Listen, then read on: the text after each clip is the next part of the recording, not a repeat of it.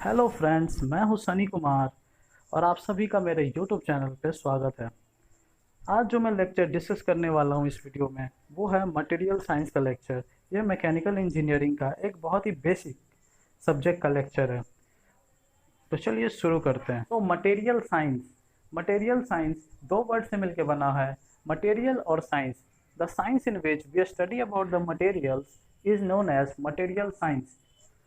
Introduction to materials. Without materials there is no engineering. इसका मतलब क्या है कि बिना मटेरियल के कोई इंजीनियरिंग पॉसिबल नहीं है। जैसा कि आप लोग देख सकते हैं, आपके आसपास में जितने भी सारी चीज़ आपको दिख रही है, फैन से लेके आपके फ़ोन तक, लैपटॉप तक, आपके बेड तक, वाटर बोतल तक, सारा कुछ ना कुछ किसी न किसी मटेरियल से बना हुआ है। तो ये बहुत ही बेसिक सब्जेक्ट है।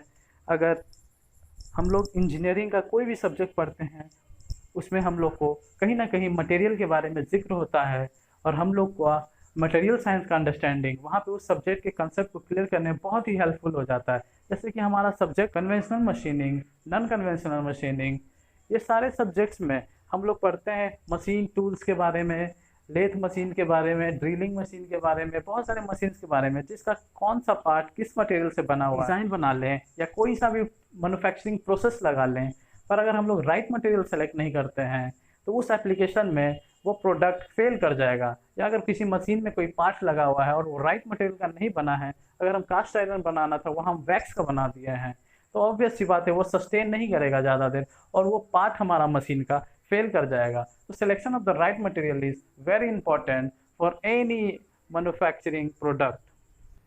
मटेरियल को हम लोग 4 कैटेगरी में क्लासिफाई करते हैं या डिवाइड करते हैं। पहला है मेटल, दूसरा है सेरामिक, तीसरा है पॉलीमर और फोर्थ वन है कंपोजिट मटेरियल्स। तो सबसे पहले हमारा मेटल्स, जिसके बारे में हम लोग स्टडी करेंगे। तो जैसा कि हम लोग जानते हैं, किसी भी चीज़ को समझने के लिए उसका बिहेवियर से हमें पता चलता है कि वो चीज़ कैसा है। अगर कोई इंसान है, उसके बिहेवियर को जान जाए तो पता चल जाएगा ये किस तरह का इंसान है। वैसे ही अगर हम लोग को मेटल्स, सेरामिक्स, पॉलीमर और कंपोजिट मटेरियल्स को पहचानना है तो उसके हम प्रॉपर्टीज़ को चेक करते हैं। जिसका प्रॉपर्टी मेटल से मिलता है वो मेटल होता है, जिसका प्रॉपर्टी सेरामिक से मिलता है वो सेरामिक होता है। तो इस तरह से हम प्रॉपर्टीज़ के बेसिस पे ही कहते हैं कि ये मेटल्स है, ये सेरामिक्स है या ये पॉलीमर है। Classes and properties of metals. सबसे पहले हम लोग अब मेटल्स का कुछ प्रॉपर्टीज़ डिस्कस करते हैं। सबसे पहला मेटल का प्रॉपर्टी है atoms arranged in a regular repeating structure, यानी क्रिस्टलाइन स्ट्रक्चर होता है मेटल का। क्रिस्टलाइन स्ट्रक्चर से हम लोग क्या समझते हैं, तो आप स्क्रीन पे देख रहे होंगे मैंने 2 डायग्राम बनाया है। सॉरी, थोड़ा सा डायग्राम देखने में इम्प्रॉपर लग रहा है, पर आप सपोज करके चलिए। पहला जो डायग्राम है उसमें मैंने मेटल के एटम्स को रिप्रेजेंट किया है, number 1, number 2, number 3, number 4, number 5 ऐसे करके। और दूसरे में मैंने जो नीचे ग्रीन कलर का दिख रहा है उसमें मैंने पॉलीमर का एटम्स को रिप्रेजेंट किया है, नंबर 1, नंबर 2, नंबर 3 ऐसे। तो ऊपर वाले में आप देख रहे होंगे जो मेटल के लिए मैंने ड्रॉ किया है पहला फिगर, उसमें जो सर्कल्स है वो एटम्स को रिप्रेजेंट कर रहे हैं। एटम्स इसमें जो है आप देख रहे होंगे काफ़ी क्लोजली पैक्ड हैं या रेगुलर स्ट्रक्चर इनमें है। नंबर 1 एटम जो है नंबर 2 से काफ़ी क्लोजली है और बीच में आप यहाँ पे देखें तो बिल्कुल भी गैप नहीं है। सब हालांकि डायग्राम उतना प्रॉपर नहीं है, फिर भी आप सपोज कर सकते हैं कि नंबर 1 और नंबर 2 के बीच बिल्कुल भी गैप नहीं है। वैसे ही नंबर 2 और नंबर 3 के बीच बिल्कुल भी गैप नहीं है। वैसे ही 1 और 4 एटम्स के बीच भी बिल्कुल गैप नहीं है। 2 और 5 के बीच भी गैप नहीं है। तो ये सारे एटम्स जो हैं एक दूसरे के साथ बहुत ही प्रॉपर मैनर में अरेंज्ड होते हैं और बिल्कुल भी गैप एग्जिस्ट नहीं करता है। इसी कारण इनके स्ट्रक्चर जो हैं काफ़ी कॉम्पैक्ट होते हैं। मेटल का डेंसिटी भी इसी कारण से हाई हो जाता है, जो कि हमारा सेकंड प्रॉपर्टी है कि हमारे मेटल के डेंसिटी जो है काफ़ी हाई होते हैं। ये इसीलिए होता है क्योंकि अगर आप यूनिट वॉल्यूम सपोज करें मेटल का, तो उसमें नंबर ऑफ एटम्स जो है उस यूनिट वॉल्यूम में ज़्यादा आ जाएंगे क्योंकि वो प्रॉपर मैनर में अरेंज्ड हैं, एक दूसरे के साथ गैप बनाए नहीं हुए हैं। जबकि दूसरे फिगर में आप पॉलीमर के फिगर में देखो तो एटम्स जो अरेंज्ड हैं उनमें थोड़ा सा गैप प्रेजेंट है बीच में, जिसके कारण एक यूनिट वॉल्यूम में नंबर ऑफ एटम्स जो है वो कम कंटेन कर पाते हैं और पॉलीमर का डेंसिटी भी इसी वजह से मेटल से कम होता है। थर्ड प्रॉपर्टी है हमारा मेलिएबल और डक्टाइल, यानी हाई प्लास्टिसिटी भी कहते हैं। हमारा मेटल जो होता है वो डक्टिलिटी का प्रॉपर्टी शो करता है। मेरा जो वीडियो आएगा उसमें मैं मैकेनिकल प्रॉपर्टीज ऑफ मेटल्स आपको एक्सप्लेन करूंगा डिटेल में। उसमें हम लोग इलास्टिसिटी, प्लास्टिसिटी क्या होता है, टफनेस क्या होता है, हार्डनेस क्या होता है, ये सारा कुछ जानेंगे। फिलहाल यहाँ पे हम समझने के लिए शॉर्ट में समझ लेते हैं कि प्लास्टिसिटी किसे कहते हैं।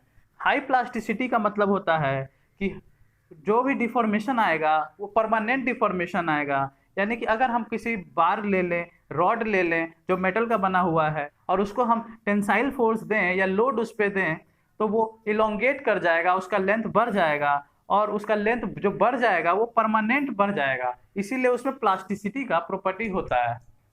पॉलीमर का कुछ मटेरियल्स हैं जैसे कि रबर है हमारा, या टायर ट्यूब है, ये सबको अगर हम खींचते हैं या टेंसाइल फोर्स लगाते हैं या उस पर लोड देते हैं और वापस जब छोड़ देते हैं, तो वो डिफॉर्मेशन जो है गायब हो जाता है, वो अपने बैक टू नॉर्मल पोजीशन में आ जाता है। जो इनिशियल पोजीशन उसका था उतना ही लेंथ उसका फिर से वापस आ जाता है। नेक्स्ट प्रॉपर्टी आ जाता है हमारा रेजिस्टेंस टू फ्रैक्चर, जिसे हम टफनेस भी कहते हैं। टफनेस का मतलब होता है कि अगर हम उस पर कोई भी शॉक लोड लगा रहे हैं या इम्पैक्ट फोर्स लगा रहे हैं तो वो उस लोड को बियर कर ले और वो फ्रैक्चर ना करे। यही होता है रेजिस्टेंस टू फ्रैक्चर, यानी फ्रैक्चर होने को रेजिस्ट करेगा वो। अगर हम एग्जांपल समझें तो मेटल में अगर हम कोई आयरन का रॉड लेते हैं या कोई भी मेटल लेते हैं, एल्युमिनियम का लेते हैं, अगर वो हमारे हाथ से अचानक गिर जाता है तो वो ब्रेक नहीं करता है, वो फ्रैक्चर नहीं करता है, वो उस लोड को बियर कर लेता है, उसमें टफनेस का प्रॉपर्टी होता है। लेकिन वही अगर हम कोई सेरामिक्स लेते हैं, मान लीजिए ग्लास लेते हैं, अगर वो हमारे हाथ से छूट जाए और वो जमीन पे गिर जाए, उस पर एक इम्पैक्ट लोड लगेगा, शॉक लगेगा, जिसके वजह से वो फ्रैक्चर कर जाएगा और पीसेस में डिवाइड हो जाएगा। तो वो क्योंकि ब्रिटल होता है, सिरेमिक का प्रॉपर्टी है वो ब्रिटल होता है, पर मेटल का प्रॉपर्टी है कि मेटल हमेशा टफ होता है, यानी वो लोड को बियर कर सकता है। नेक्स्ट प्रॉपर्टी हमारा आ जाता है मेटल का excellent conductor of electricity and heat. हम लोग देखते हैं कि मेटल का हमारा घर में वायर बना होता है क्योंकि मेटल जो है एक good conductor of heat and electricity है। एक जगह से दूसरी जगह अगर हमें इलेक्ट्रिसिटी को ट्रांसमिट करना है तो वो हम मेटल वायर के हेल्प से कर सकते हैं। किचन में आप देखते होंगे कोई भी यूटेंसिल्स होता है जो मेटल का बना होता है, स्टील्स का बना होता है, अगर उसको हम हीट करते हैं तो वो काफी ज्यादा हीट हो जाता है और वो हीट को कंडक्ट कर लेता है। नेक्स्ट प्रॉपर्टी है हमारा ओपेक टू विजुअल लाइट। अगर हम कोई मेटल का सामान लाते हैं और अगर उसको कहीं पे रख देते हैं तो उसके पीछे का साइड हमको नहीं दिखेगा, वो क्या करता है, उसको हाइड कर देता है। यानी मेटल का ऑब्जेक्ट के हम पीछे का चीज को नहीं देख सकते हैं, वो ट्रांसपेरेंट नहीं होता है, मतलब वो ओपेक होता है। नेक्स्ट प्रॉपर्टी है हमारा शाइनिंग अपीयरेंस। देखे होंगे कि जनरली मेटल्स के सरफेस जो हैं चमकते हुए आपको दिखते हैं, इसीलिए ये ज्वेलरी में, ऑर्नामेंट्स में यूज भी होते हैं क्योंकि वो काफी ज्यादा शाइन करते हैं। उनका सरफेस जो है अगर आप हल्का सा घिस दो कहीं पर वो शाइन करने लग जाते हैं और ऐसा लगता है कि जैसे कि उसका सरफेस बिल्कुल एकदम न्यू है। नेक्स्ट है हमारा एप्लीकेशंस ऑफ मेटल्स। तो आप देखते होंगे मेटल्स जो हैं बहुत लार्ज अमाउंट में यूज होते हैं, या कोई इलेक्ट्रिकल वायरिंग हो, या कोई बिल्डिंग्स बना हो, या ब्रिजेस हो। ऑटोमोबाइल्स में आप देखते होंगे जो हमारा साइकिल है, कार है, सबका बॉडी जो है मेटल का बना होता है। उनका इंजन जो होता है मेटल का बना होता है, कोई स्प्रिंग है वो मेटल का बना होता है। एयरप्लेन्स हैं, इंजन कंपोनेंट्स हैं, लैंडिंग गियर्स असेंबली है, ट्रेन्स हैं, जो ट्रैक आप देखते हैं रेल ट्रैक है, या ट्रेन का डिफरेंट डिफरेंट पार्ट्स हैं, व्हील्स है, सारा कुछ आप देखते होंगे ये मेटल का ही बना होता है। मेटल के काफ़ी ज़्यादा एप्लीकेशंस हैं। वैसे ही आप अगर इंडस्ट्री में ट्रैवल करते हैं तो आप देखेंगे कि वहाँ जो मशीन्स होते हैं बड़े बड़े, वो या तो कास्ट आयरन के, स्टील के, या फिर अलग अलग मेटल्स के ही बने होते हैं। उनका जो टूल होता है, हैमर होता है, स्क्रू ड्राइवर होता है, सॉ ब्लेड्स होता है, तो ये सारे चीज़ जो है हमारा मेटल का एप्लीकेशन है। नेक्स्ट है example of metals. Pure metals के एग्जाम्पल हैं copper, iron, zinc, aluminium, silver, gold, निकल, ये सारे जो हैं प्योर मेटल्स के एग्जाम्पल हैं। पर जनरली जब हम अर्थ क्रस्ट से निकालते हैं तो हमें प्योर मेटल नहीं मिलता है क्योंकि वो ऑलरेडी ऑक्सीजन से रिएक्ट कर चुका होता है। मेटल का एक प्रॉपर्टी होता है कि वो बहुत ज़्यादा केमिकली एक्टिव होता है, यानी कि वो केमिकल रिएक्शन शो करता है। और अगर हम मेटल्स का एलॉयज देखें तो वो होते हैं कॉपर और टीन के एलॉय को ब्रोंज कहते हैं हम लोग, कॉपर और जिंक के एलॉय को ब्रास कहते हैं हम लोग। उसी तरह आयरन और कार्बन के कॉम्बिनेशन से हमें स्टील मिलता है। नेक्स्ट हम लोग अब डिस्कस करते हैं सेरामिक्स के प्रॉपर्टीज को। पहला प्रॉपर्टी है except for glasses atoms are regularly arrange. Glass जो है एक एमॉर्फस सॉलिड है जिसमें जो है एटम्स जो है रेगुलर पैटर्न में अरेंज नहीं होते हैं, पर हमारा जनरली जो सेरामिक्स होता है उसमें एटम जो है रेगुलरली अरेंज्ड होते हैं। पर हाँ, मेटल से उनका कॉम्पैक्टनेस कम होता है। मेटल में हमारा एटम जो है काफ़ी कॉम्पैक्ट, काफ़ी पास पास जुड़े होते हैं। जैसे नंबर 1 एटम नंबर 2 एटम है तो वो काफ़ी ज़्यादा एक दूसरे से क्लोज जुड़े हुए रहेंगे और उनके बीच बिल्कुल भी गैप प्रेजेंट नहीं रहेगा। बॉन्ड बहुत स्ट्रॉन्ग रहेगा मेटल्स में, पर सेरामिक में थोड़ा सा बॉन्ड उतना स्ट्रॉन्ग नहीं हो पाता है, पर इनका ऑर्डर जो है अरेंजमेंट का वो भी काफ़ी प्रॉपर मैनर में होता है। सेकेंड प्रॉपर्टी है composed of a mixture of metals and non metal. Copper है या एल्युमिनियम है या जिंक है, अगर वो कोई प्योर मेटल है तो उसमें बस एक ही एलिमेंट प्रेजेंट है, वो है अगर वो कॉपर है तो कॉपर का एलिमेंट प्रेजेंट है, एल्युमिनियम है तो एल्युमिनियम का एलिमेंट प्रेजेंट है। पर हमारा सिरेमिक्स में ऐसा नहीं होता है। सिरेमिक जो मटेरियल होते हैं उनमें एक से ज़्यादा एलिमेंट प्रेजेंट होते हैं। सिरेमिक्स होते हैं वो ऑक्साइड्स होते हैं, कार्बाइड्स होते हैं, नाइट्राइड्स होते हैं। एल्युमिनियम ऑक्साइड है तो उसमें एल्युमिनियम के साथ साथ ऑक्सीजन भी प्रेजेंट है। अगर कार्बाइड्स है तो एल्युमिनियम के साथ साथ कार्बन भी प्रेजेंट है। अगर नाइट्राइड्स है तो एल्युमिनियम के साथ साथ नाइट्रोजन भी प्रेजेंट है। तो उसमें एक से ज़्यादा एलिमेंट प्रेजेंट होते हैं। तो सिरेमिक जो है वो मिक्सचर है मेटल का और नॉन मेटल दोनों का। नेक्स्ट प्रॉपर्टी है lower density than most metals. Metal के कंपैरिजन में इसके एटम्स जो है उतना कॉम्पैक्टली अरेंज नहीं होते हैं, इसीलिए इसका डेंसिटी भी मेटल से लो होता है। सिरेमिक का नेक्स्ट प्रॉपर्टी है कि ये ब्रिटल बिहेवियर शो करते हैं। मैंने अभी बताया था आपका, अब टफनेस का अपोजिट हो जाता है ब्रिटल होना। टफनेस मतलब होता है कि अगर वो गिरता है फ्लोर पे या शॉक लोड लगता है उस पर, वो लोड को वो बियर कर लेता है, वो फ्रैक्चर नहीं करता है। और नेक्स्ट प्रॉपर्टी है हमारा सेरामिक्स का लो डक्टिलिटी, यानी सेरामिक्स जो है वो डक्टिलिटी बहुत ही कम शो करते हैं। डक्टिलिटी कम क्यों शो करते हैं? अगर आप एग्जांपल लो सेरामिक्स का, जैसे ग्लास हो गया या फिर कंक्रीट हो गया या सैंड हो गया, अगर उस पर हम कोई भी एक्सटर्नल लोड लगाएं या फोर्स लगाएं, उसका जो है लेंथ या डायमेंशन बहुत ही कम चेंज होता हुआ हमको दिखेगा, क्योंकि उसमें डक्टिलिटी बहुत ही कम होती है। नेक्स्ट प्रॉपर्टी है हमारा high melting point. High melting point का मतलब है कि अगर हम उसे हीट देंगे तो वो जल्दी मेल्ट नहीं करेगा। आप एग्जांपल से ही समझ सकते हो कि अगर आप कंक्रीट लेते हो, सैंड लेते हो या क्ले लेते हो, तो ये सब मटेरियल को अगर आप हीट दोगे तो वो जल्दी मेल्ट नहीं करेगा, वो मोल्टन फॉर्म में आएगा ही नहीं, आप कितना भी हीट उसको देते जाओगे। पर हमारा मेटल्स है, पॉलीमर है, वो अगर उसको हीट देंगे तो वो मेल्ट कर जाएगा। पॉलीमर तो 200-300 डिग्री हीट देने पर ही मेल्ट कर जाता है, जबकि हमारा मेटल जो है एल्युमिनियम 700-800 डिग्री अगर हम उसको टेम्परेचर देते हैं तब वो मेल्ट करता है। पर हमारा जो सेरामिक मटेरियल है वो तो जल्दी मेल्ट ही नहीं करेगा। उसको हम 2000 डिग्री सेल्सियस 3000 डिग्री सेल्सियस भी हीट दे दें तब भी वो जल्दी मेल्ट नहीं करेगा। नेक्स्ट प्रॉपर्टी है हमारा poor conductor of heat and electricity, यानी हमारा सेरेमिक मटेरियल जो होता है वो इलेक्ट्रिसिटी को कंडक्ट नहीं करता है, वो एक इंसुलेटर की तरह एक्ट करता है। इसलिए हमको अगर कोई इलेक्ट्रिसिटी का ट्रांसमिशन करना है तो हम वहाँ मेटल्स का यूज करते हैं, ना कि हम सेरेमिक मटेरियल का कोई वायर बनाते हैं कि वो इलेक्ट्रिसिटी को कंडक्ट नहीं कर सकता है। और उसी तरह ये सेरेमिक मटेरियल हीट को भी कंडक्ट नहीं करता है। अगर हम एक रॉड ले लें जो सीमेंट का बना हुआ है, कंक्रीट का बना हुआ है, तो उसके एक तरफ एक इंड को अगर हम हीट करते हैं तो उसका दूसरा इंड अगर टच करके देखेंगे तो वो हीट नहीं रहेगा, उस पर वो ठंडा रहेगा। पर अगर हम मेटल का रॉड लेते हैं और एक इंड को उसको हीट देते हैं या एक इंड को उसका हीट करते हैं तो दूसरा इंड हम देखेंगे वो भी जो है गर्म होने लग गया है। यानी हमारा मेटल जो है हीट को कंडक्ट कर सकता है, पर हमारा सेरामिक्स जो है वो हीट को कंडक्ट नहीं करता है। नेक्स्ट प्रॉपर्टी है हमारा ट्रांसपेरेंट और ओपेक, यानी कि कुछ सेरामिक्स जो हैं वो ट्रांसपेरेंट होते हैं अपने बिहेवियर में और कुछ सेरामिक जो हैं वो ओपेक होते हैं। ट्रांसपेरेंट का मतलब है कि उस ऑब्जेक्ट को अगर हम रख दें तो उस ऑब्जेक्ट के पीछे जो सामान रखा हुआ है, जो ऑब्जेक्ट रखा हुआ है, वो भी हमको दिख जाएगा। इसका मतलब है कि एक साइड से हम उसके पीछे वाले साइड को भी देख सकते हैं।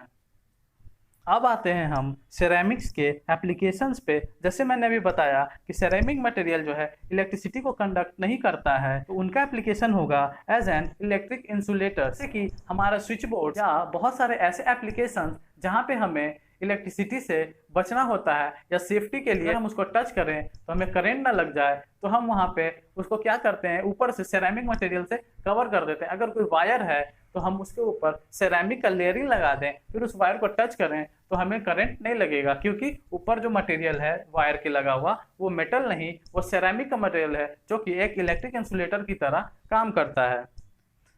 नेक्स्ट एप्लीकेशन है as an abrasive window television screen optical fibre. यानी कि हम देखते हैं अपना जो हमारा मोबाइल का स्क्रीन है वो किस चीज़ से बना है, ग्लास से बना हुआ है। हमारा टेलीविजन का स्क्रीन है वो किस चीज़ से बना हुआ है, ग्लास से बना हुआ है। हालांकि ग्लास के साथ साथ कुछ और भी एक्स्ट्रा मटेरियल्स उसमें एलिमेंट्स ऐड किए जाते हैं ताकि उसका वो रिक्वायर्ड प्रॉपर्टी आ जाए जो हमें उस एप्लीकेशन में चाहिए। नेक्स्ट प्रॉपर्टी है हमारा सेरेमिक का corrosion resistance applications. Corrosion resistance material चाहिए तो हम वहाँ पे सेरेमिक्स का यूज़ कर सकते हैं। अगर हम मेटल यूज़ करते हैं कहीं पे और वहाँ पे रस्ट लग जाता है, जंग लग जाता है या उसका कोरोजन हो जाता है, उसका ऑक्सीडेशन हो जाता है इन्वायरमेंट में, केमिकल के इफेक्ट से वो केमिकली रिएक्ट कर जाता है, तो हम वहाँ पे सेरेमिक मटेरियल का यूज़ करते हैं। अगर हमें उस केमिकल रिएक्शन से उसे बचाना है, उस ऑक्सीडेशन से उसे बचाना है, तो उस एप्लीकेशंस में हम सेरेमिक्स का यूज़ करते हैं। नेक्स्ट सेरेमिक का एप्लीकेशन है हाईवेज एंड रोड्स। ये तो बहुत ही कॉमन और जनरल एग्जांपल है कि हाईवेज जो हमारा बने होते हैं वो सीमेंट से, कंक्रीट से, सैंड से बने होते हैं। हमारे बिल्डिंग्स के वॉल्स जो होते हैं या हमारे रोड्स जो होते हैं ये सारे कंक्रीट के और सीमेंट के, ये सारे मटेरियल से बने होते हैं, जो कि एग्जाम्पल है एक सेरेमिक मटेरियल का।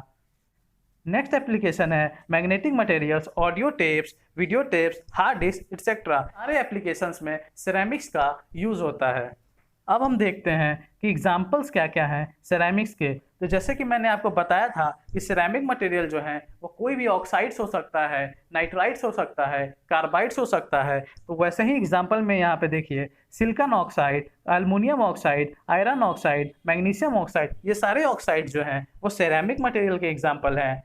और इसीलिए हम कहते भी हैं कि सिरेमिक मटेरियल जो है बहुत ही स्टेबल मटेरियल होता है, वो जल्दी केमिकल से रिएक्ट नहीं करता है। इसका रीज़न ये है कि क्योंकि अगर वो सिर्फ एक एलिमेंट होता, जैसे एल्युमिनियम होता, सिर्फ एक मेटल होता, तो वो जल्दी रिएक्ट कर, जो है वो बहुत जल्दी रिएक्ट कर जाते हैं केमिकल से या इन्वायरमेंट से, इसीलिए वो प्योर फॉर्म में बहुत ही रेयरली मिलते हैं। पर हमारा सिरेमिक जो है वो तो ऑलरेडी रिएक्ट कर चुका है, क्योंकि वो ऑक्साइड को ही सिरेमिक बोलते हैं हम, वो एल्युमिनियम ऑक्साइड ही सिरेमिक है, तो वो अब फर्दर तो किसी इन्वायरमेंट से या उसका ऑक्सीडेशन नहीं होगा, इसीलिए वो केमिकली इनर्ट हो जाता है, वो जल्दी अब रिएक्शन नहीं शो करेगा।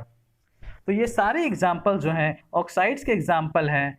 और आप देख रहे हैं नीचे जो है नाइट्राइड्स के एग्जाम्पल हैं, aluminium nitride, silicon nitride, titanium nitride, ये सारे नाइट्राइड जो हैं सेरेमिक्स के ही एग्जाम्पल्स हैं।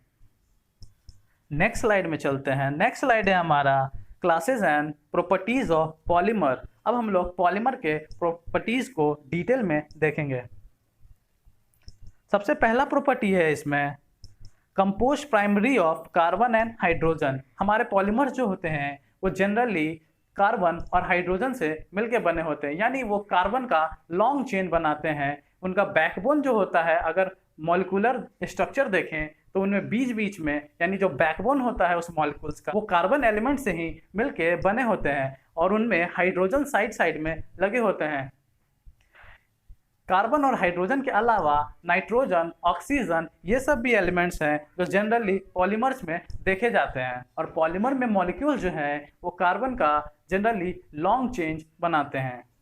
नेक्स्ट प्रॉपर्टी है हमारा लो मेल्टिंग टेम्परेचर या लो वेट। ये सबसे एडवांटेजियस प्रॉपर्टी है हमारा पॉलीमर का। इसकी वजह से बहुत सारे एप्लीकेशंस में इसका यूज़ होता है।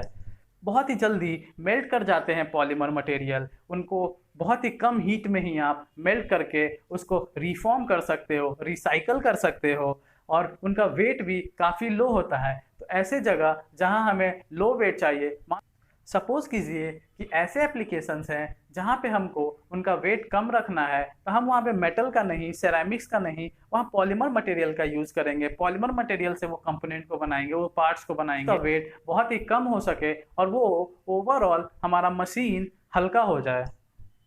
पॉलीमर का ये प्रॉपर्टी बहुत ही एडवांटेजियस प्रॉपर्टी है, क्योंकि उसका मेल्टिंग पॉइंट अगर कम है तो हमें कम हीट लगेगा उसको मेल्ट करने में, और हम किसी भी प्रोडक्ट को बहुत आसानी से बना लेंगे, बहुत ही कम खर्च में बना लेंगे, हमारा फ्यूल जो है वो सेव हो जाएगा और हम प्रोडक्ट को भी बार बार रिसाइकल कर सकते हैं। बहुत ही कम एनर्जी लगा के, बहुत ही कम हीट देकर हम उसको बार बार रिफॉर्म कर सकते हैं। ऐसे एप्लीकेशन जहाँ हमें वेट कम चाहिए, मान लीजिए वो टेनिस का रैकेट है, अगर वो बहुत ही हैवी हो जाएगा तो वो प्लेयर्स के लिए काफ़ी मुश्किल हो जाएगा उससे परफॉर्म करना। अगर हम उसको कार्बन फाइबर का बना दें तो वो काफ़ी ज़्यादा, उसका स्ट्रेंथ भी होता है और वेट भी कम होता है। तो इससे हम पॉलीमर मटेरियल से एडवांटेज ले सकते हैं और उसके लो वेट के कारण। नेक्स्ट प्रॉपर्टी है some are crystals and many are not. बहुत ही कम ऐसे मटेरियल्स होते हैं, पॉलीमर मटेरियल होते हैं जो कि क्रिस्टल के फॉर्म में, जिनका एटम्स का अरेंजमेंट थोड़ा रेगुलर पैटर्न में दिखता है। बाकी ज़्यादातर मोस्टली जो पॉलीमर्स होते हैं रेगुलर पैटर्न में एटम्स अरेंज नहीं होते हैं और उनका स्ट्रक्चर उतना कॉम्पैक्ट नहीं होता है और इसी वजह से एमॉर्फस टाइप का स्ट्रक्चर शो करते हैं। नेक्स्ट प्रॉपर्टी है हमारा most are poor conductors of electricity and heat. जैसे सेरेमिक्स हमारे poor conductor of heat and electricity होते हैं, वैसे ही हमारे पॉलीमर्स भी हीट और इलेक्ट्रिसिटी के बहुत ही पुअर कंडक्टर होते हैं और इनका भी इंसुलेटर की तरह ही यूज होता है। जैसे कि मैंने बताया था सेरेमिक्स में कि अगर वायर जो है कोई मेटल का, उसके ऊपर हमको कवर करना है, उसके ऊपर हमको अगर लेयर चढ़ाना है तो हम उसको सेरेमिक्स मटेरियल का चढ़ा सकते हैं। उसी तरह हम उसके ऊपर पॉलीमर मटेरियल का भी लेयर चढ़ा देते हैं। जनरली जो है पॉलीमर मटेरियल का ही लेयर आपको घर के वायर्स में देखने को मिलेगा। पीवीसी वायर्स होते हैं, पीवीसी मतलब है पॉलीविनाइल क्लोराइड का वायर, यानी कि वो एक तरह का पॉलीमर है जो एक मेटल वायर के ऊपर में कवर किया हुआ रहता है। नेक्स्ट प्रॉपर्टी है हमारा मेनी हैव हाई प्लास्टिसिटी, मतलब most of the polymer materials हैं उसमें हाई प्लास्टिसिटी प्रॉपर्टी देखने को मिलता है। जैसे एक हमारा पॉलीमर मटेरियल का एग्जांपल है रबर बैंड। रबर बैंड क्या होता है, अगर आप उसको खींचते हो तो कुछ टाइम के बाद बार बार लोड लगने की वजह से स्टार्ट में वो जैसा होता है वैसा ना होके उसका लेंथ जो है बढ़ जाता है या वो इलोंगेट कर जाता है। If you have good elasticity, इस प्रॉपर्टी का मतलब है कि कुछ ऐसे पॉलीमर्स मटेरियल्स हैं जिसमें इलास्टिसिटी का प्रॉपर्टी बहुत ही अच्छा होता है। यानी कि अगर आप अभी रबर का एग्जांपल दिए थे, अगर आप उस रबर को खींचते हो यानी एक्सटर्नल लोड देते हो, टेंसाइल फोर्स उस पर लगाते हो तो वो खींच जाएगा, पर जैसे ही आप लोड उसको छोड़ोगे उसका वापस उतना ही लेंथ हो जाएगा जितना इनिशियल उसका लेंथ था। इस प्रॉपर्टी को हम इलास्टिसिटी का प्रॉपर्टी कहते हैं। नेक्स्ट प्रॉपर्टी है some are transparent some are opaque. इसमें भी सेरेमिक जैसा ही प्रॉपर्टी है। कुछ हमारे पॉलीमर मटेरियल जो है वो ट्रांसपेरेंट बिहेवियर शो करते हैं और कुछ हमारे पॉलीमर मटेरियल्स हैं जो अपेक बिहेवियर शो कर। कुछ मटेरियल जो है ट्रांसपेरेंट भी होते हैं और कुछ मटेरियल जो है ट्रांसपेरेंट नहीं भी होते हैं। नेक्स्ट स्लाइड है हमारा applications of polymers. First application है adhesive and glues and containers, यानी कि आप जो कंटेनर्स देखते हो, एडहेसिव्स देखते हो, ग्लूज देखते हो यानी गम देखते हो, किसी भी चीज़ को आप चिपकाने के लिए यूज़ करते हो ग्लू, गम, या फिर जो कंटेनर है जैसे कि प्लास्टिक का कंटेनर है, पॉलीथीन है हमारा, ये सारे कंटेनर जो हैं ये सब एप्लीकेशन है हमारे पॉलीमर मटेरियल के। नेक्स्ट एप्लीकेशन है हमारा पॉलीमर का mouldable products, computer casings, telephone handsets, disposal razors का केसिंग होता है, जो बॉडी होता है वो टीवी का ही हमारा जो बॉडी होता है उसमें पीछे का जो कैबिनेट लगा होता है वो प्लास्टिक का बना होता है या फिर कोई पॉलीमर से बना होता है। तो वो सारे एप्लीकेशन है हमारे पॉलीमर मटेरियल के। नेक्स्ट है हमारा क्लोथिंग, पॉलिस्टर, नाइल, हम कपड़ा पहनते हैं, वियर करते हैं, वो हमारा पॉलिस्टर का कपड़ा होता है। मटेरियल हम समझ सकते हैं जो हम टायर ट्यूब देखते हैं या टायर देखते हैं हमारे साइकिल में, बाइक्स में, वो टायर जो है हमारा नाइलन मटेरियल का बना होता है। और भी बहुत सारी चीज़ें जो नाइलन मटेरियल का, पीवीसी मटेरियल का, ये सब का आप देखोगे ये सारे पॉलीमर्स के ही एग्जाम्पल हैं। नेक्स्ट एप्लीकेशन है हमारा water resistance coating latex. Water resisting coating का मतलब क्या है, जो पेंट हम लोग करते हैं घर पे, तो आजकल पेंट का एडवर्टाइजमेंट आपने सुना होगा कि ये पेंट जो है वो वाटर रेजिस्टेंट पेंट है। तो वो जो पेंट है उसमें हमारा पॉलीमर मटेरियल मिला होता है। वो कोटिंग लगा देने से हमारे वॉल पे वो पॉलीमर मटेरियल हमारा उस वॉल पे चढ़ जाता है, क्योंकि हमारे वॉल को वाटर रेजिस्टेंट बना देता है या एक कोटिंग लगा देता है पॉलीमर का हमारे वॉल पे, जिससे हमें वाटर रेजिस्टेंट वॉल मिल जाती है। नेक्स्ट एप्लीकेशन है biodegradable products, corn starch packing peanuts. Peanuts और कॉर्न स्टार्च से आप ये मत समझना कि ये कोई खाने का चीज़ है। बीन बैग्स आप देखे होंगे, उसके अंदर जो फिल होता है बीन्स टाइप का, वो बीन्स जो होते हैं वो थर्मोकोल टाइप का एक मटेरियल होता है जो कि पॉलीमर मटेरियल होता है, जो कि काफ़ी ज़्यादा सॉफ्ट होता है और हमारा बीन बैग्स ये सब में फिल करने के काम में आता है। नेक्स्ट एप्लीकेशन है हमारा पॉलीमर का सिंथेटिक ऑयल एंड ग्रीसेस। जो रबर होता है हमारा, या फिर हम कुकर के ऊपर में जो एक रबर देखते हैं जो लीक करने से बचाता है हमारे कुकर को, वैसे ही हम मशीन के इंजन के सिलेंडर में भी हम देखते हैं कि रबर टाइप का एक रिंग होता है जो कि हमारा कहीं भी फ्लूइड को लीकेज होने से बचाता है। नेक्स्ट और लास्ट मटेरियल है हमारा composite material. A group of materials formed from mixture of metals, ceramic and polymers in such a manner that unusual combinations of properties are obtained. Composite material ऐसे materials होते हैं जो एक से ज़्यादा मटेरियल से मिलके बने होते हैं। जैसे कि मान लो हमें कोई एक ऐसा प्रोडक्ट चाहिए जिसमें लो वेट भी हो, रस्ट भी नहीं लगे और उसका हार्डनेस भी हो, टफनेस भी हो, यानी कि हमें मिक्स प्रॉपर्टीज चाहिए। कुछ प्रॉपर्टीज हमें मेटल का भी चाहिए, कुछ प्रॉपर्टीज हमें उसमें पॉलीमर का भी चाहिए और कुछ प्रॉपर्टी हमें सेरामिक्स का भी चाहिए। तो वैसे मटेरियल हमें कैसे मिलेंगे? एक से ज़्यादा मटेरियल को एक दूसरे में मिक्स कर देते हैं। एक मेटल ले लेते हैं, एक सेरामिक मटेरियल ले लेते हैं, दोनों को आपस में मिक्स कर देते हैं, उसमें मेटल का भी प्रॉपर्टी आ जाता है, उसमें सेरामिक्स का भी कुछ प्रॉपर्टी आ जाता है और एक नया तरह का मटेरियल हमें देखने को मिलता है जिसे हम कंपोजिट मटेरियल्स कहते हैं। यानी कॉम्बिनेशन ऑफ मटेरियल से हमें एक नया मटेरियल मिल जाता है। मेटल का कुछ एडवांटेजेस प्रॉपर्टीज है, सेरामिक्स का कुछ एडवांटेजेस प्रॉपर्टीज है, पॉलीमर का कुछ एडवांटेजेस प्रॉपर्टी है। वो एडवांटेजेस प्रॉपर्टी कॉम्बाइन होकर हमें इस नए मटेरियल में मिल जाएगा। ये मटेरियल जो है हमें और भी ज़्यादा बेहतर रिजल्ट शो करता है। अगर हम एग्जाम्पल लेके समझे तो हमारा फर्स्ट एग्जाम्पल है फाइबर ग्लास, यानी कि फाइबर का प्लस ग्लास का कॉम्बिनेशन। हमारा जो मटेरियल है फाइबर ग्लास, उसमें ग्लास का भी प्रॉपर्टीज पाया जाएगा और फाइबर का भी प्रॉपर्टीज पाया जाएगा। ग्लास एक सेरामिक मटेरियल है और फाइबर एक पॉलीमर मटेरियल है। तो ग्लास का प्रॉपर्टी होता है कि वो ट्रांसपेरेंट होता है और उसका एक डिसएडवांटेज भी है कि वो काफ़ी ज़्यादा ब्रिटल होता है। अगर हमारे हाथ से छूट जाए और फ्लोर पे गिर जाए तो अगर ग्लास का हमारा स्पेक्ट्स बना हुआ है वो ब्रेक कर जाएगा। पर अगर हम ग्लास में अगर फाइबर मिला दें, यानी एक पॉलीमर मटेरियल मिला दें और ग्लास फाइबर एक नया मटेरियल बना दें और उससे हम स्पेक्स बनाएं, फाइबर ग्लास का मटेरियल वाला स्पेक्स है वो अगर हाथ से छूट भी जाता है, फ्लोर पे गिर भी जाता है तो वो ब्रेक जल्दी नहीं करेगा, वो फ्रैक्चर जल्दी नहीं होगा, क्योंकि उसमें अब एक पॉलीमर मटेरियल भी ऐड हुआ है। और उस पॉलीमर मटेरियल का एक प्रॉपर्टी होता है कि वो टफनेस बिहेवियर शो करता है, बहुत ही लाइट वेट भी होता है। तो हमारा जो रिजल्टेंट प्रोडक्ट बनेगा, जो हमारा ग्लास फाइबर है, उसका वेट लाइट भी होगा, वो ट्रांसपेरेंट भी होगा, क्योंकि उसमें सेरामिक्स मटेरियल एक प्रेजेंट है ग्लास, और उसमें एक पॉलीमर मटेरियल प्रेजेंट है जिसकी वजह से उसमें टफनेस का भी प्रॉपर्टी आ जाएगा।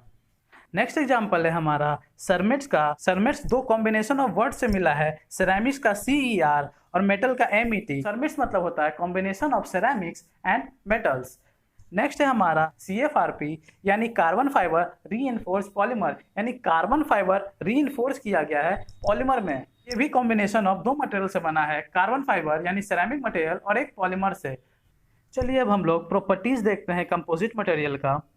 पहला प्रॉपर्टी है कंपोज्ड ऑफ 2 और more different materials. Combination of material से ये बनते हैं, जैसे कि एक मेटल हो सकता है, उसमें एक ऐड कर सकते हैं सेरामिक मटेरियल, या एक मेटल ले सकते हैं फिर उसमें एक पॉलीमर मटेरियल ऐड कर सकते हैं। इस तरह से कॉम्बिनेशन से हम कंपोजिट मटेरियल को तैयार करते हैं।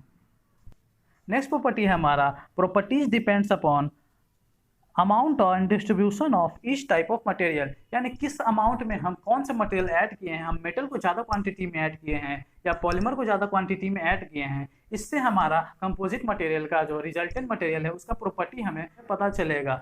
अगर कंपोजिट मटेरियल में मेटल ज़्यादा ऐड हुआ है तो मेटल का ज़्यादा प्रॉपर्टी शो करेगा, उसका प्रॉपर्टीज नियर बाय मेटल के जैसा रहेगा। और अगर उसमें ज़्यादा पॉलीमर ऐड किए हुए हैं तो उसका प्रॉपर्टीज जो कंपोजिट मटेरियल ऑब्टेन हुआ है उसका प्रॉपर्टीज जो है नियर अबाउट पॉलीमर के जैसा रहेगा।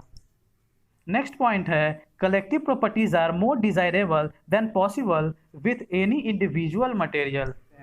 कंपोजिट मटेरियल में एक से ज़्यादा मटेरियल प्रेजेंट होते हैं, इसलिए वो इंडिविजुअल मटेरियल के प्रॉपर्टी से ज़्यादा बेटर प्रॉपर्टी शो करता है, क्योंकि उसमें अगर हम सेरामिक्स लिए हुए हैं, पॉलीमर लिए हुए हैं, तो उसमें सेरामिक्स का भी एडवांटेजेस प्रॉपर्टी है, उसमें पॉलीमर का भी एडवांटेजेस प्रॉपर्टी है। तो वो जो रिजल्टेंट मटेरियल है वो एक इंडिविजुअल पॉलीमर मटेरियल से या एक इंडिविजुअल सेरामिक मटेरियल से काफ़ी अच्छा परफॉर्म करेगा या काफ़ी अच्छा उसमें प्रॉपर्टीज पाए जाएंगे। अब हम लोग देखते हैं एप्लीकेशंस ऑफ कंपोजिट मटेरियल्स। सबसे पहला है sports equipments, golf club shafts, tennis rackets, bicycle frames. मान लीजिए एक टेनिस का रैकेट है, मेटल का से बना हुआ है, तो वो काफ़ी हैवी होगा वेट में। पर अगर हम उसमें कुछ पॉलीमर मटेरियल मिला देते हैं या कार्बन फाइबर मटेरियल को भी मिला देते हैं उसमें, तो उसका प्रॉपर्टीज चेंज हो जाएगा और वो लाइट वेट हो जाएगा। बाईसाइकिल का फ्रेम देखें तो वो बाईसाइकिल का फ्रेम अगर सिर्फ एक आयरन रॉड का बना हुआ है, सिर्फ एक स्टील का बना हुआ है, एक मेटल का बना हुआ है, तो वो काफ़ी ज़्यादा हैवी हो जाएगा। पर अगर हम उसके फ्रेम को कार्बन फाइबर से बना दें तो वो लाइट वेट बन जाएगा। एरोस्पेस मटेरियल्स में, थर्मल इंसुलेशन में, कंक्रीट में, स्मार्ट मटेरियल्स, ब्रेक मटेरियल्स, ये सारे एप्लीकेशन है हमारा कंपोजिट मटेरियल्स का। उसी तरह एरोस्पेस एप्लीकेशंस में भी हेलीकॉप्टर्स होते हैं, एरोप्लेन्स होते हैं। अगर उसका जो मटेरियल है सिर्फ एक एल्युमिनियम का अगर उसका बॉडी हो या फिर एक पर्टिकुलर कोई मेटल का ही सिर्फ बॉडी हो, तो उसका बॉडी जो है सस्टेन नहीं कर पाएगा उतने हीट को। वहाँ पे अगर हम सेरेमिक्स मटेरियल ऐड कर दें उस मेटल के साथ साथ, वो हीट भी कंडक्ट नहीं करेगा, वो हीट भी जल्दी नहीं होगा उसका बॉडी। नेक्स्ट है हमारा कंक्रीट। कंक्रीट क्या होता है? जो हम पेबल्स, सैंड, सीमेंट ये सब को मिला देते हैं और जो मिक्सचर तैयार होता है उसे हम कंक्रीट कहते हैं। जो हमारा दीवार बना होता है उसमें गिट्टी भी होता है, बालू भी होता है, सीमेंट भी होता है, तो उसे पूरे मिक्सचर को हम कंक्रीट कहते हैं। वो कंक्रीट भी एक एग्जाम्पल है हमारा कंपोजिट मटेरियल का, जिसमें एक से ज़्यादा मटेरियल मिलके बने हुए हैं। नेक्स्ट है हमारा कंपोजिट मटेरियल का एग्जाम्पल्स। फर्स्ट एग्जाम्पल है फाइबर ग्लास। जो मैंने पीछे आपको समझाया था, ग्लास एक सेरेमिक मटेरियल है, पॉलीमर मटेरियल है, तो ग्लास फाइबर एक कंपोजिट मटेरियल हो गया। उसी तरह CFRP यानी carbon fibre reinforced polymer. Carbon fibre एक सेरेमिक मटेरियल है और उसमें एक पॉलीमर को मिला देते हैं जो कि एक कंपोजिट मटेरियल बन जाता है। नेक्स्ट है हमारा पेंट्स। पेंट्स भी एक कंपोजिट मटेरियल का ही एग्जांपल है। इसमें सेरेमिक पार्टिकल भी होते हैं, पॉलीमर मटेरियल भी होते हैं, तो पेंट हमारा एक कंपोजिट मटेरियल का एग्जांपल है। आइए फ्रेंड्स, अब हम टाइप्स ऑफ कंपोजिट मटेरियल्स देखते हैं। 3 तरह के कंपोजिट मटेरियल्स होते हैं: metal matrix composites, ceramic matrix composites, polymer matrix composites. ये फिगर में आप देख रहे होंगे कि कुछ पार्टिकल्स दिख रहा है और कुछ फ्री स्पेस दिख रहा है बीच बीच में। तो ये जो पार्टिकल्स दिख रहा है ये एक अलग तरह का मटेरियल है और ये जो फ्री स्पेस दिख रहा है ये एक अलग तरह का मटेरियल है। अगर किसी भी हम कंपोजिट मटेरियल को ऑप्टिकल माइक्रोस्कोप से देखेंगे तो उसमें हमें ऐसा ही देखने को मिलेगा। आप इसको ऐसे समझ सकते हैं कि एक तरबूज होता है, तो जिसमें तरबूज का जो रेड रेड वाला पोर्शन है उसे हम मैट्रिक्स कहते हैं और जो बीज होता है उसको हम पार्टिकल्स कहेंगे। तो पहला टाइप का जो है मेटल मैट्रिक्स कंपोजिट, इसमें जो है मैट्रिक्स हमारा मेटल होता है, इसीलिए इसका नाम दिया गया है मेटल मैट्रिक्स कंपोजिट। यानी ये जो लार्जर एरिया में है, यहाँ पे ज़्यादा एलिमेंट प्रेजेंट है, वो कौन सा एलिमेंट है, वो कौन सा मटेरियल है, तो वो मेटल है। और जो पार्टिकल प्रेजेंट है वो हो सकता है सेरेमिक हो, पॉलीमर का पार्टिकल हो। तो पार्टिकल्स जो है ये बहुत ही स्मॉल अमाउंट में प्रेजेंट होते हैं। ये 20%, 30% या इससे भी कम परसेंटेज 5% में प्रेजेंट हो सकते हैं। पर हमारा जो मेन कंस्टिट्यूएंट होगा वो इसमें मेटल होगा। वैसे ही सेकेंड टाइप ऑफ कंपोजिट देखें तो वो सेरेमिक मैट्रिक्स कंपोजिट, यानी इसमें जो मैट्रिक्स होगा वो सेरेमिक मटेरियल है और जो पार्टिकल प्रेजेंट है वो हो सकता है वो मेटल का पार्टिकल हो या हो सकता है वो पॉलीमर का पार्टिकल हो। उसी तरह अगर वो पॉलीमर मैट्रिक्स कंपोजिट है तो उसमें जो लार्जर कंस्टिट्यूएंट्स होंगे वो पॉलीमर का होगा और स्मॉल कंस्टिट्यूएंट जो पार्टिकल के फॉर्म में प्रेजेंट होगा वो हमारा मेटल होगा या फिर सेरेमिक्स होगा। थैंक यू फ्रेंड्स, मेरा ये लेक्चर का डिस्कशन देखने के लिए। होपफुली आपको मटेरियल के बारे में बेसिक आइडिया हो गया होगा। अगर अभी भी आपको कोई कन्फ्यूज़न है तो फिर से यह लेक्चर को दोबारा देखें और अगर अच्छा लगे तो चैनल को सब्सक्राइब कर लें। और जो मेरा नेक्स्ट लेक्चर आने वाला है मैं डिस्कस करूंगा प्रॉपर्टीज़ ऑफ मटेरियल्स, जिसमें mechanical properties, electrical properties, thermal properties, ये सारे प्रॉपर्टीज़ को मैं डिटेल में एक्सप्लेन करूंगा।